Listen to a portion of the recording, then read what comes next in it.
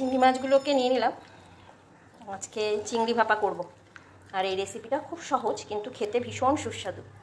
তোমাদের সাথে এই চিংড়ি ভাপা রেসিপিটা শেয়ার করব আজকে, দেখতে থাকো।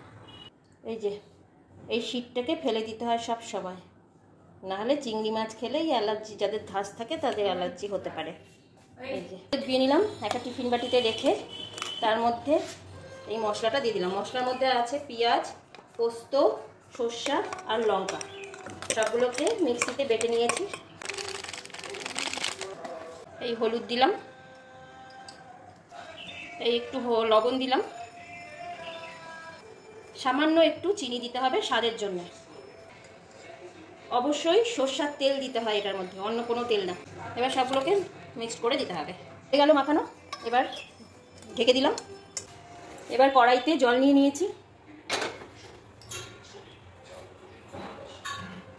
গ্যাসটা জ্বালিয়ে দিলাম, খুব অল্প আছে,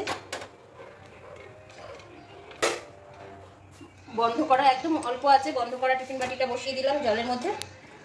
জলটা উতলালে এটা ইয়ে হতে থাকবে, উপরে উঠতে থাকবে, এর জন্য এটাকে টাইট করার জন্য, চেপে রাখার জন্য এই শিলনোড়াটা দিয়ে দিলাম।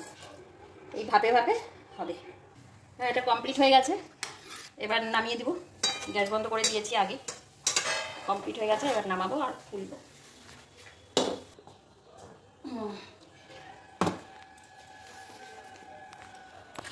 এই যে এবার এটা খুলবো। এই যে এটার কালার দেখো, দেখেছো? এটা কমপ্লিট, চিংড়ি ভাপা কমপ্লিট। তোমরাও করে বাড়িতে খেয়ে দেখো, সেই টেস্ট হয়, কিন্তু দারুণ খেতে হয়।